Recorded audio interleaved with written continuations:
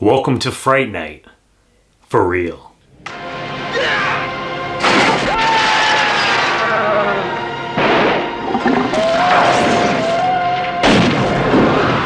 Hey guys, welcome back to Pop Culture with Pat. I hope you guys are having a great Halloween season. I can't believe Halloween is already tomorrow. And with that, I wanted to talk about one of my favorite vampire films of all time, and that is the original Fright Night from 1985. And just as a heads up guys, where this film has been out for a little while now, we are going to be talking about spoilers, so just want to give you that warning in case you haven't seen this film before. Go ahead, check it out, highly recommend it, and then come back and watch my review. Charlie Brewster discovers that his next door neighbor is a vampire, so he turns to television actor Peter Vincent for help with dealing with the undead. So I didn't end up watching the original Fright Night until I was a little bit older, probably like later on in my teens is when the first time that I actually first saw the film. But I can remember as a kid always going to Blockbuster or whatever video store, and I would see this film in the aisle, and the cover art for it, it was the main poster for the film, but it was on the VHS cover art. Always caught my eye. It's one of my favorite horror posters. One of these days I'm definitely gonna get it. It's always just kind of like expensive when I do see it online. But I just love, you have the house sitting there, and then you have like the vampire face like in the clouds like behind it. For me, it's just like one of my favorite horror posters of all time. So just always something that caught my eye. So the movie opens up and we get introduced to Charlie and Amy. They're watching a TV series in his room called Fright Night, which is, it just shows like a bunch of different horror movies, and it's hosted by Peter Vincent. And while they're watching it, Amy is finally kind of ready to take the next step with Charlie, but Charlie gets a little preoccupied when he looks outside and he sees these two guys, looks like they're carrying a coffin into the next door house, which just was bought by a new neighbor. And so Charlie starts keeping a closer eye on Jerry, after he saw them carrying what looks like was a coffin into the house. Definitely a little weird. So he starts spying on him, and one night he sees this woman that's in Jerry's house, and then he sees what looks like Jerry biting, her on the neck. And the next day you end up finding out that this girl was murdered, so Charlie gets the police involved, sends them over to Jerry's house, but when they get there, of course, they can't find the girl, can't prove anything that she was there, and then Charlie, accuses Jerry of being a vampire, which of course the police are like, kid, you're just nuts. Look, I know it's crazy, I know that, but look, Lieutenant! And this whole encounter ends up leading to one of my favorite scenes in the movie, because what Jerry ends up doing, he ends up paying Charlie a little visit later. He gets invited to Charlie's house via his mother, and then later on that night, shows up in his room and basically gives Charlie a warning, saying, leave me alone, forget about me, and I will leave you alone. Chris Sarandon absolutely fucking owns this role as Jerry. He's definitely one of my favorite vampires, I think, of all time.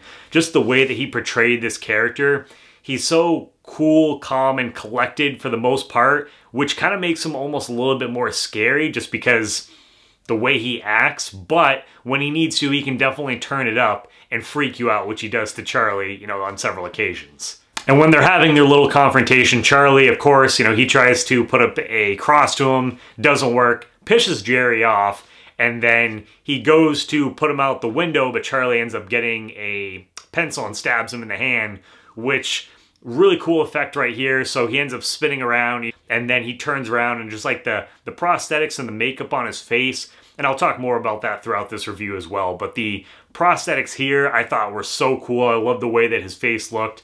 And again, later on, we'll talk about some of the other effects that they do throughout the film as well, which practical effects, give me those every single time when it comes to a horror movie.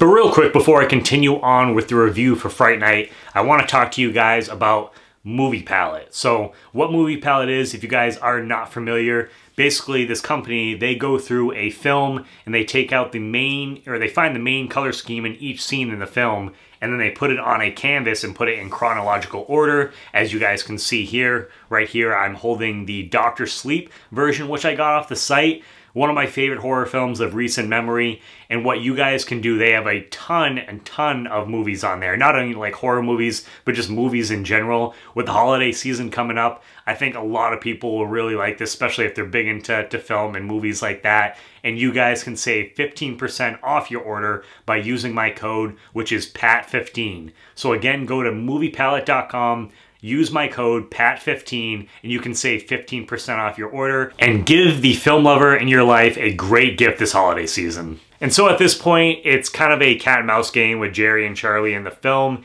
You have Jerry, who basically tells Charlie that he's going to come after him and kill him in the next night. And so Charlie is trying to convince his friends, you know, Amy, trying to convince Evil. And also at one point he goes up to Peter Vincent because he believes he's a real life vampire hunter and tries to convince him that his neighbor is a vampire. Of course, they all think he's absolutely nuts though. But when Charlie tells Amy and Evil that he's going to go over next door and he's going to kill his neighbor, they think that he's just like lost his mind, that he's actually going to kill his neighbor because they don't believe he's a vampire.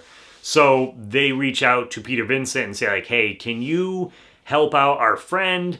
We just need you to convince him that vampires don't exist and that his next door neighbor is not one. And so they get everyone to go over and do like a vampire test, which Peter Vincent, he gets a vial of water, says that it's blessed when it's not actually. And so Jerry ends up drinking that, no problem, of course.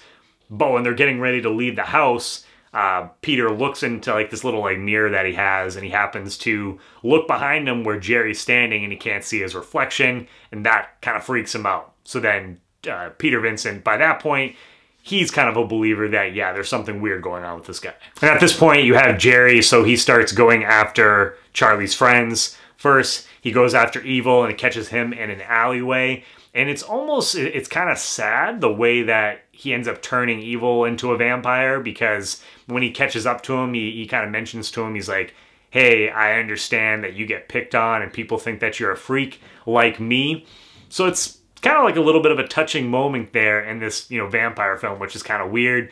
And then he also goes after Amy as well, which forces a final showdown between Charlie, Peter, and Jerry. So at one point, Peter actually ends up going over to Charlie's house to go get his like mother, but he can't find her, and Evil's in the house, and they kind of have a showdown. And I really like this whole sequence because at one point, Evil, he turns into like this wolf and tries to go after Peter, but he stabs him with a piece of like the railing or whatever in the house, stabs him, flips him over, like lands on the floor.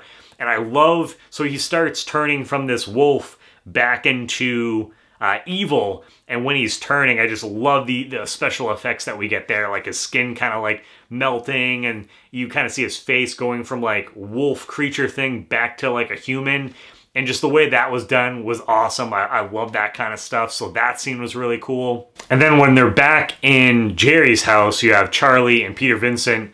They end up running into Jerry's helper, which that guy, I can't think of the actor's name off the top of my head, but that guy is super creepy throughout this film. And the way he ends up getting stabbed like with a stake as well, because he gets shot like multiple times, doesn't kill him. So finally Charlie ends up staking him. And his death, the way that he goes, is probably like one of the best ones in the film as well, because all of a sudden you just see like this green ooze start coming out of him. There's like sand coming out of his arms. His face just like starts melting and everything. It's pretty gnarly, so definitely one of the best like special effects in the film as well. So some great stuff. And then you also, like at one point, Amy, she got bitten by Jerry, and so she's, you know, a vampire, and you get to see her face at one point when she turns around. I was like, holy shit, first time watching it, I was like, Jesus Christ, that's pretty creepy, just the way that she looked, at least to me. So overall, I just love these special effects and prosthetics in this film. Being, you know, a big like horror fan, for me, nothing beats that. I will always go practical effects over CGI any day of the week for the most part. And then eventually, you know, you have the showdown with Peter, Charlie, and Jerry. They end up killing Jerry eventually by the sunlight. You know, they end up breaking all the windows, kill him, so he dies. The movie, you know, wraps up. You kind of get the little hint at maybe like a sequel, which they ended up doing, and I'll probably talk about that one of these years. But the movie wraps up, and yeah, I mean, Fright Night, it's definitely one of, I think, it's one of my favorite vampire movies for sure.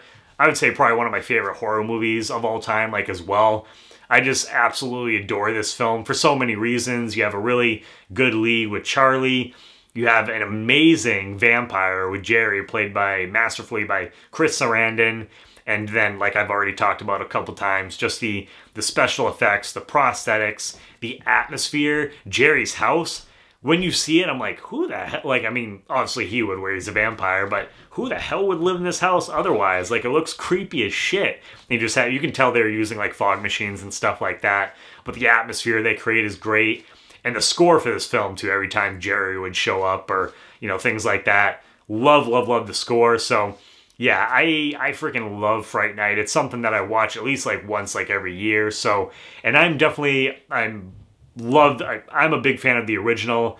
I think the remake is okay, but for me, it doesn't hold a candle to the original film. So, but yeah, overall, as far as like a score goes, I give Fright Night a 9.5 out of 10. I love this thing. And again, one of these days, I'm going to end up owning that poster. That will be mine.